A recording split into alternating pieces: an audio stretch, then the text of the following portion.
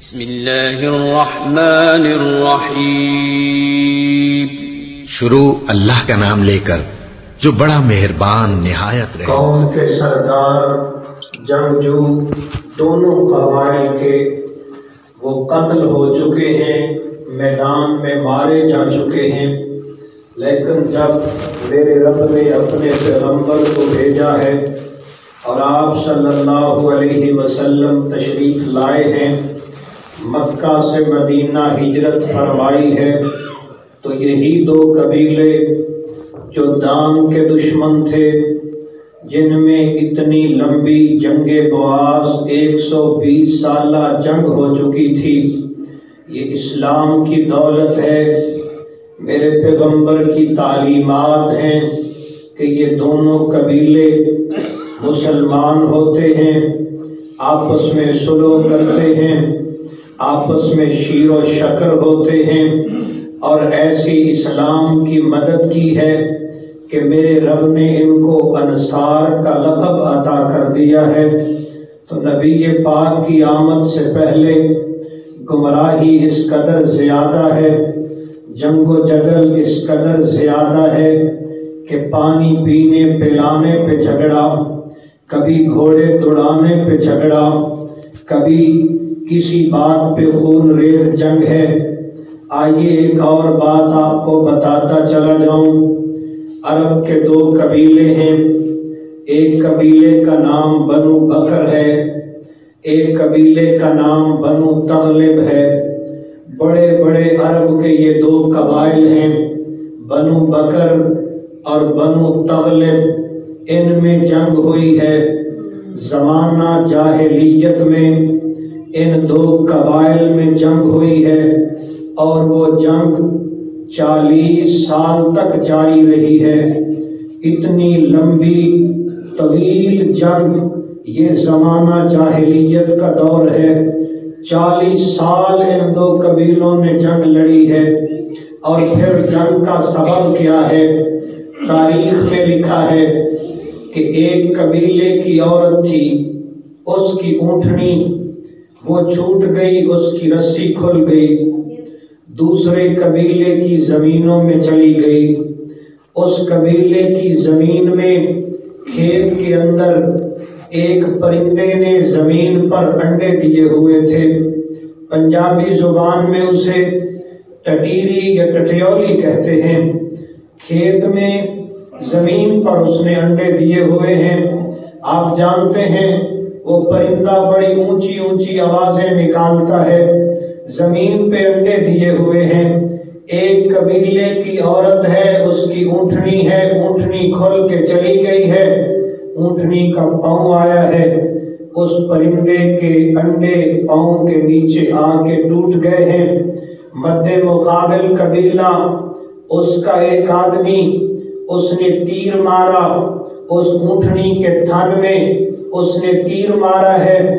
اس قبیلے سے ایک آدمی اٹھا ہے، اس نے اس قبیلے کا ایک آدمی قتل کر دیا ہے۔ بس یہ انڈے ٹوٹنے سے ایسی جنگ چھڑی ہے دونوں قبیلوں میں۔ دنیا آج بھی جانتی ہے کہ جنگ بسوس عرب کے دو قبیلوں میں ہوئی تھی۔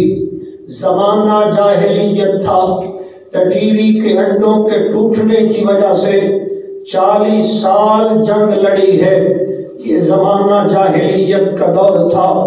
اس قدر خون ریزی ہے، اس قدر جنگ و جدل ہے، اس قدر زناکاری اور فحاشی ہے، پورا معاشرہ گمراہی میں ڈوبا ہوا ہے۔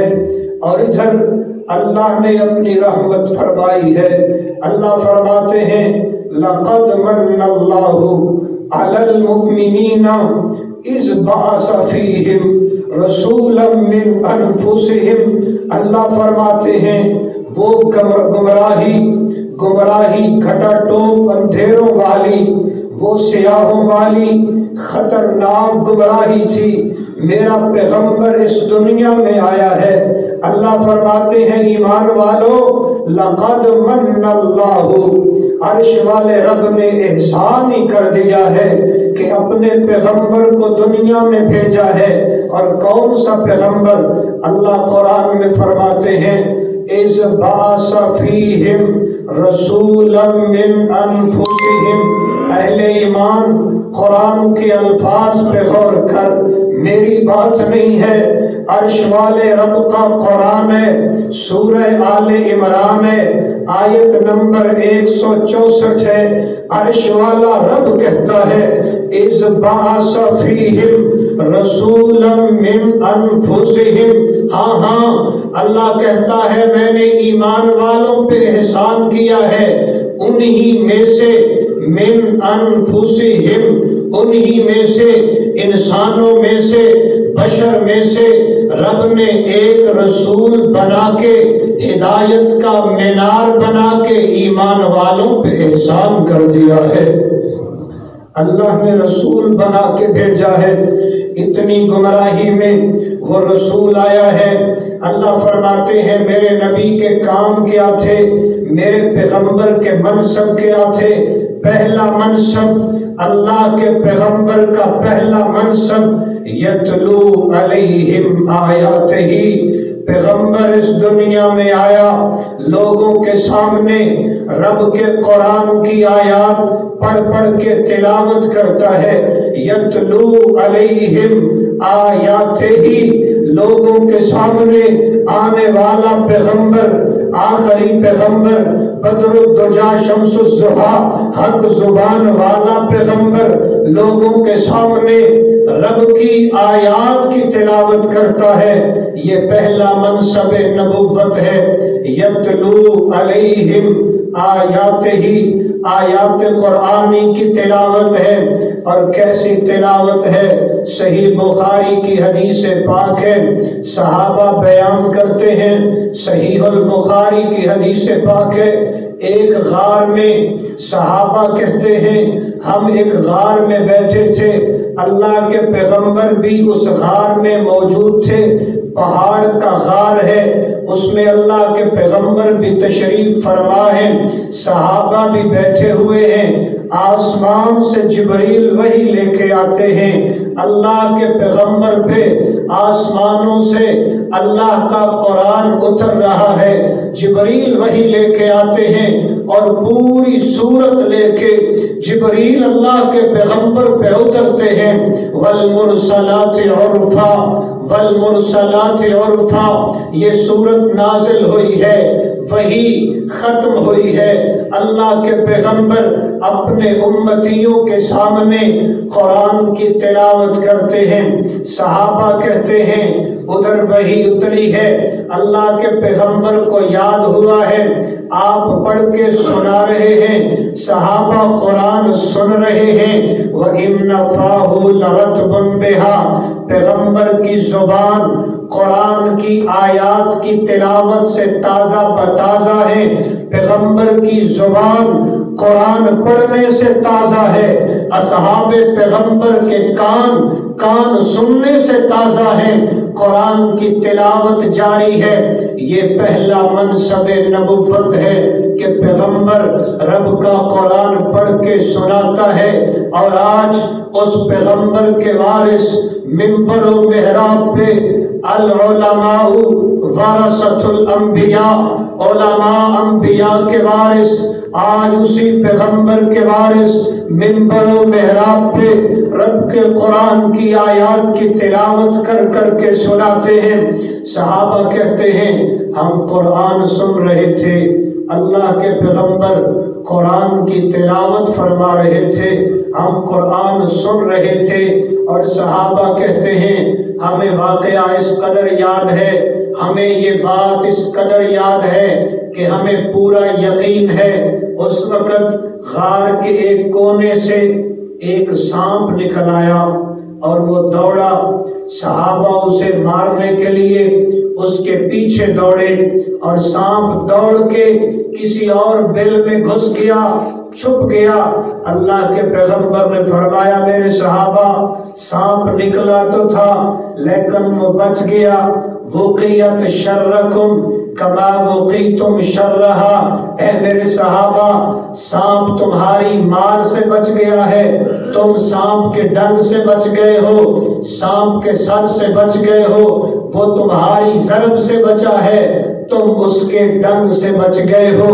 اللہ کے پیغمبر پوری ذمہ داری سے رب کے قرآن کی تلاوتیں فرماتے ہیں، اسی لیے عبداللہ ابن رواحہ فرماتے ہیں وفینا رسول اللہ یتلو کتابہ، عبداللہ ابن رواحہ میرے پیغمبر کے صحابی بھی ہیں، عربی کے شاعر بھی ہیں، الفاظ صحیح بخاری میں موجود ہیں۔ عبداللہ ابن رواحہ کہتے ہیں لوگوں وفینا رسول اللہ یتلو کتابہ، ہم میں ایک اللہ کا رسول ہے جو اس کی کتاب کی آیات کی تلاوت کرتا ہے۔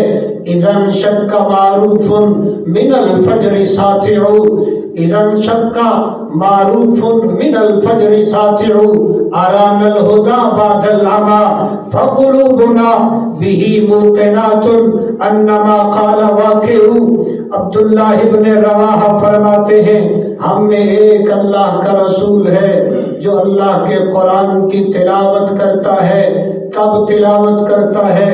ادھر سے صبح صادق طلوع ہوتی ہے، اذان فجر ہوتی ہے، پیغمبر مصلی امامت پہ کھڑا ہوتا ہے، قرآن کی تلاوتیں کر کر کے ہمیں رب کا قرآن سناتا ہے۔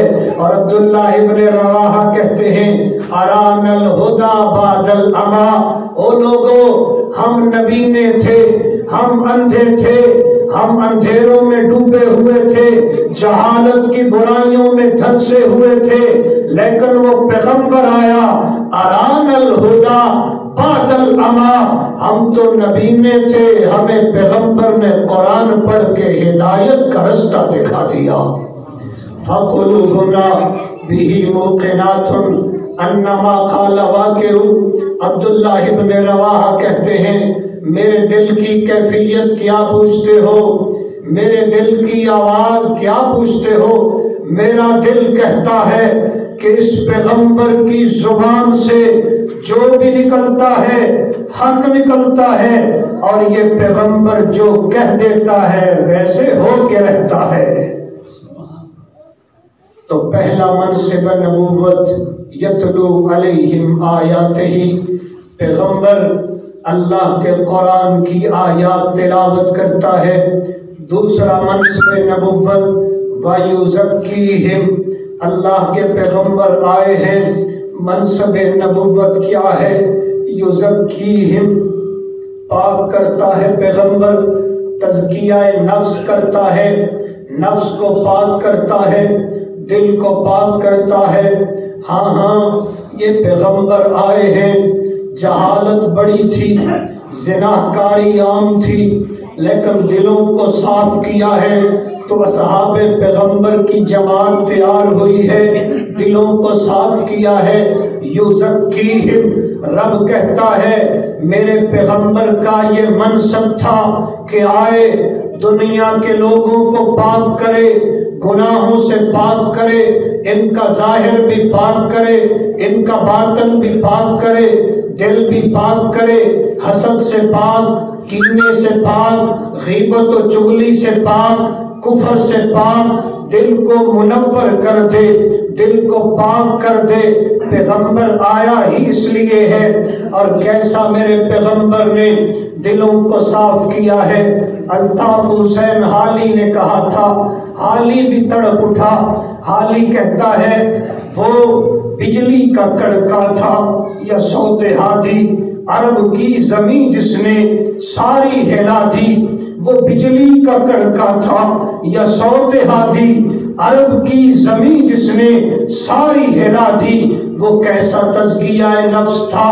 سنیے ابو داؤد کی حدیث پاک ہے، میرے پیغمبر کا تعلیم یافتہ ایک وہ شخصیت، ایک وہ صحابی جس کے دل کو میرے پیغمبر نے صاف کیا ہے، میرے پیغمبر نے جس کے دل کو پاک کیا ہے، آج سن اس اللہ والے کی بات سن، تیرا ایمان تازہ ہو جائے اور اپنے دل سے سوال کر کیسا تزکیہ فرمایا ہے میرے پیغمبر نے۔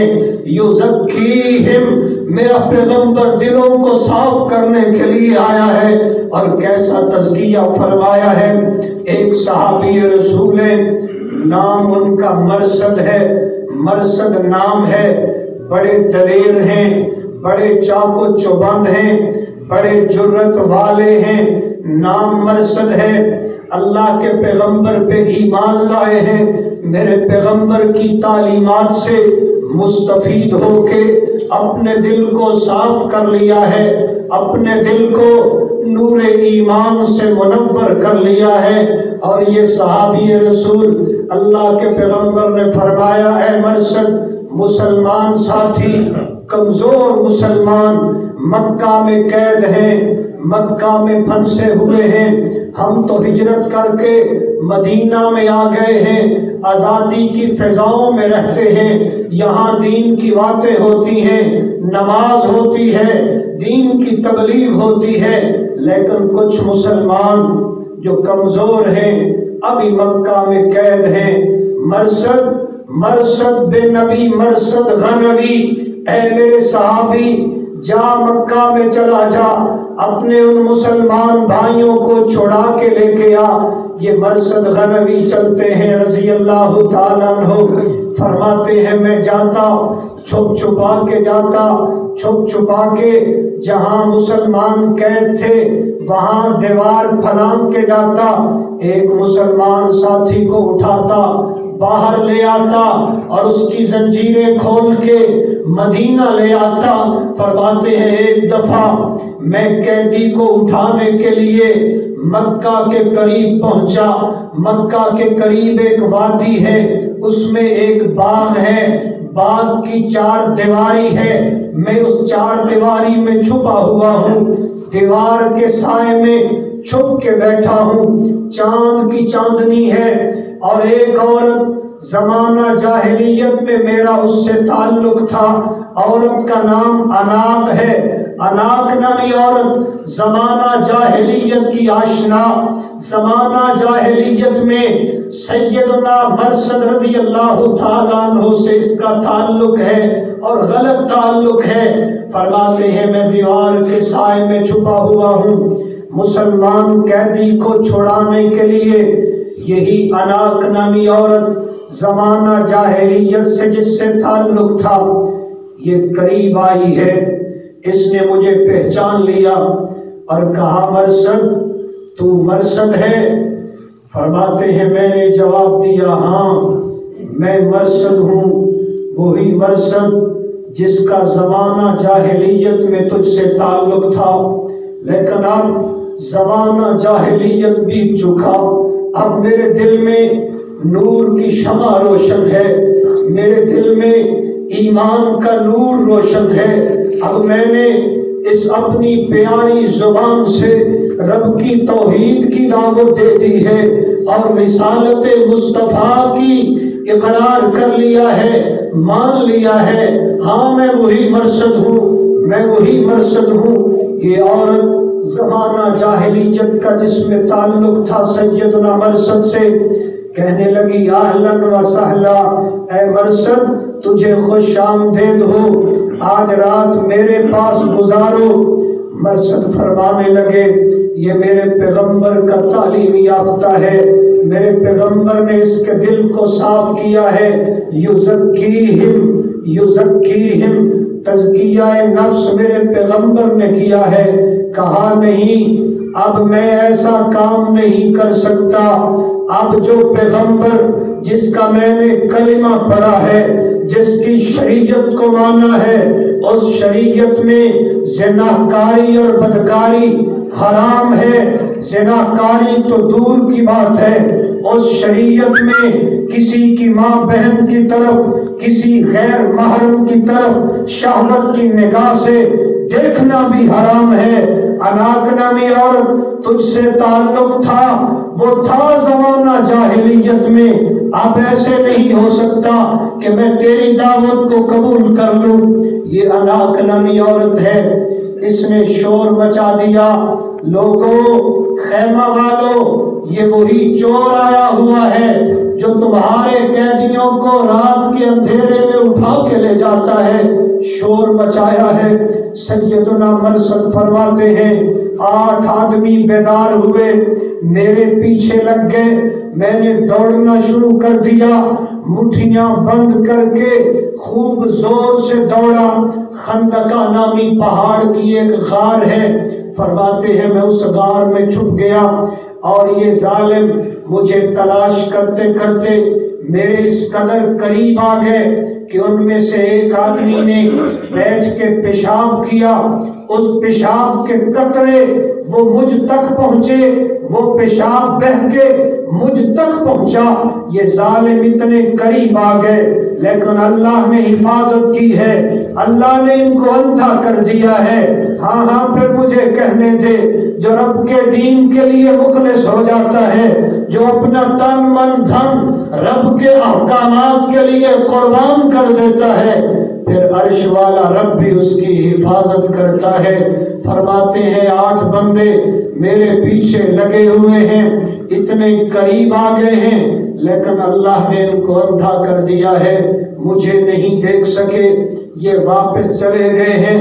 میں دوبارہ نکلا ہوں، چپ کے گیا، میں نے وہاں سے دیوار پھلانگ کے ایک موٹا تازہ قیدی جو بڑا وزنی جسم والا تھا اسے اٹھایا، زنجیریں کھولی، اسے اٹھاتا چلاتا مدینۃ الرسول میں لایا ہوں، اللہ کے پیغمبر کے دربار میں حاضر کیا ہے اور کہا اے میرے محبوب پیغمبر، اس دفعہ مکہ میں ایک واقعہ پیش آیا ہے، ایک وہ عورت جس کا نام اناک تھا، زمانہ جاہلیت میں میرا اس سے تعلق تھا، اور فرمایا اللہ کے رسول میں اس سے محبت بھی کرتا ہوں۔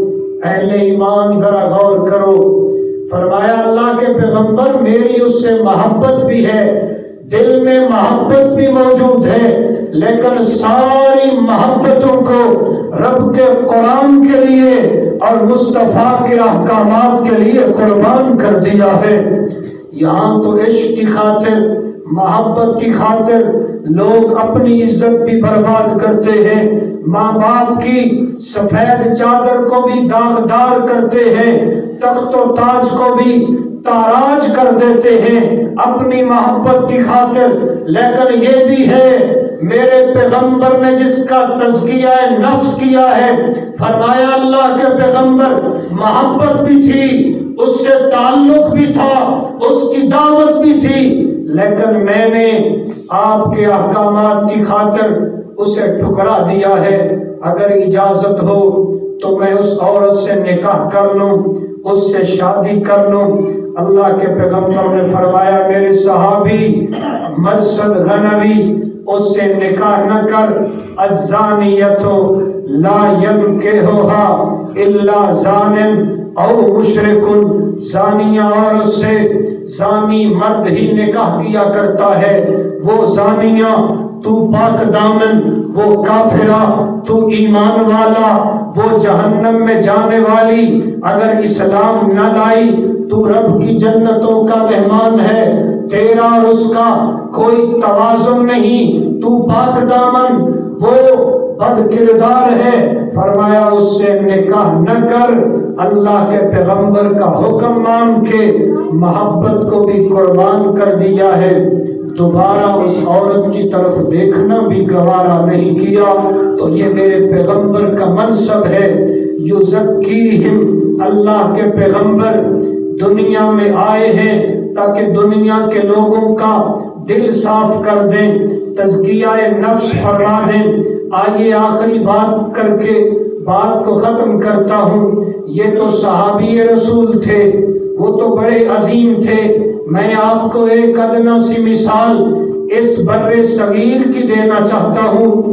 دلی کی جامع مسجد ہے، سید نذیر حسین دہلوی اہل حدیث کا محدث ہے، مسجد میں بیٹھ کے حدیث مصطفیٰ پڑھاتے ہیں، اور ایک شاگرد ہے وہ کھانا لینے کے لیے کسی کے گھر جاتا ہے، کسی کے گھر کھانا لینے کے لیے جاتا ہے، وہاں ایک لڑکی نے دروازہ بند کر لیا ہے، برائی کی دعوت دی ہے، اس نے کہا اللہ سے ڈر جا، معاذ اللہ، انہ ربی احسن مثوایا انہ لا یفلح الظالمون، اللہ سے ڈر جا، کل قیامت کے دن رب کو کیا منہ دکھائیں گے۔ لیکن یہ نوجوان لڑکی ہے، مالدار گھرانے سے تعلق رکھتی ہے، بار بار برائی کی دعوت دیتی ہے۔ یہ طالب علم قرآن و سنت پڑھنے والا، قرآن پڑھ کے اپنے دل کو پاک صاف کرنے والا، یہ طالب علم کہتا ہے ایسا ممکن نہیں، بالآخر ایک بہانہ کرتا ہے، کہتا ہے میں نے قضائے حاجت کے لیے جانا ہے، پیشاب کے لیے جانا ہے، مجھے باہر جانے دے۔ یہ عورت رضامند نہیں ہوئی، کہتی ہے گھر کے چھت کے اوپر وہاں موجود ہے جگہ، وہاں جا کے قضائے حاجت کر لو، پیشاب کر لو۔ یہ اللہ کا بندہ، دین پڑھنے والا، قرآن پڑھنے والا، اور اپنے دل کو نور ایمان سے منور کرنے والا ہے، اوپر چڑھتا ہے، قضائے حاجت کرتا ہے، پخانہ کرتا ہے، اور پخانہ اٹھا کے اپنے کپڑوں پہ مل لیتا ہے، اپنے جسم پہ مل لیتا ہے۔ برائی سے بچنے کے لیے دعوت بھی موجود ہے، نوجوان عورت بھی موجود ہے، گھر میں تنہا بھی ہے، سارے اسباب موجود ہیں، لیکن یہ اللہ کا بندہ، قرآن پڑھنے والا طالب علم، حدیث پڑھنے والا طالب علم، چھت سے نیچے اترتا ہے۔ اس عورت نے دیکھا غلاظت میں لتھڑا ہوا ہے، اس کو نفرت آئی ہے، اس نے دھکے دے کے باہر نکال دیا ہے۔ یہ رب کا بندہ غلاظت مل کے بھی ایمان کو بچا کے نکلا ہے۔ جامعہ میں آتا ہے، دلی کی مسجد ہے، پھاٹک حبش خان ہے، آج بھی وہ مسجد موجود ہے۔ دلی کے شہر کے اندر، پرانے دلی میں آج بھی وہ مسجد موجود ہے۔ طالب علم واپس آتا ہے، کپڑے دھوتا ہے، سردی کا موسم ہے، ٹھنڈا پانی ہے، اپنا جسم دھوتا ہے، اپنے کپڑے دھوتا ہے، سردی سے اس کو بخار ہوتا ہے۔ سید نذیر حسین دہلوی فرماتے ہیں میں رات کو چکر لگانے کے لیے جامعہ میں پہنچا، میں نے دیکھا ایک طالب علم سردی سے کانپ رہا ہے، میں نے پوچھا کیا ماجرا ہے؟ طالب علم نے سارا واقعہ سنایا ہے۔ سید نذیر حسین دہلوی برسہا برس تک دلی کی مسند حدیث پہ بیٹھ کے حدیث پڑھانے والے فرماتے ہیں میں نے دعا کی، اے مولا یہ طالب علم، یہ قرآن پڑھ کے اپنے دل کو صاف کرنے والا، اے اللہ اس کے دل کو منور کر دے، اس کے جسم کو معطر کر دے۔ 6 دن زندہ رہا ہے، بخار نے اس کو پکڑ لیا ہے، 6 دن کے بعد یہ اللہ کو پیارا ہوا ہے۔ دلی کی جامع مسجد سے اس کا جنازہ اٹھا ہے اور پوری مسجد خوشبو سے مہک رہی ہے، جنازہ جا رہا ہے، گلی محلے خوشبو سے مہک رہے ہیں۔ لوگ پوچھتے ہیں سید صاحب ماجرا کیا ہے، آج اتنی خوشبو کیوں ہے، آج یہ معطر، یہ مہک، یہ عطر و پھلیل کی خوشبو کس لیے ہے؟ اور سید اپنی زبان سے بیان کرتا ہے لوگوں کیا پوچھتے ہو؟ اس نے تعلیم پیغمبر کی لی تھی، پیغمبر آیا تھا تزکیہ نفس کے لیے، اس نے دل کو پاک کر لیا تھا، اس نے اپنے آپ کے بے گندگی مل کے برائی سے بچا تھا، آج رب نے اس کے جسم کو معطر کر دیا ہے، جنازہ بھی اٹھا ہے تو خوشبو مہک رہی ہے۔ اہل ایمان، او میرے نوجوان ساتھیوں، اہل اسلام بھائیوں، اپنی حفاظت کیجئے۔ اللہ کے پیغمبر کی آمد کا مقصد یہ تھا کہ رب کا قرآن پڑھ کے سنائیں، اپنی امت کے لوگوں کے دل صاف کریں، تزکیہ نفس کریں، دل صاف ہو نفس پاک ہو، یہ آمد مصطفیٰ کا مقصد ہے۔ اگر تو نے قرآن پڑھ کے، میرے بیان کو سن کے، علماء کے بیان کو سن کے دل صاف کر لیا، اس طالب علم جیسا ایمان بنایا، مرثد رضی اللہ تعالی عنہ جیسا ایمان بنایا، اور اگر تو نے سیدنا یوسف علیہ السلام کی تاریخ کو ایک بار زندہ کر دیا، سمجھ لے تو نے رب کے ہاں جنت کو پکا کر لیا ہے، تو رب کی جنت کا مہمان ہے، تو نے آمد مصطفیٰ کا مقصد پا لیا ہے۔ یہ ہے میرے مصطفیٰ کی آمد کا مقصد۔ اللہ مجھے آپ کو قرآن و سنت کی تعلیمات سے اپنے دل کو منور کرنے کی توفیق عطا فرمائے۔ وآخر دعوانا ان الحمد للہ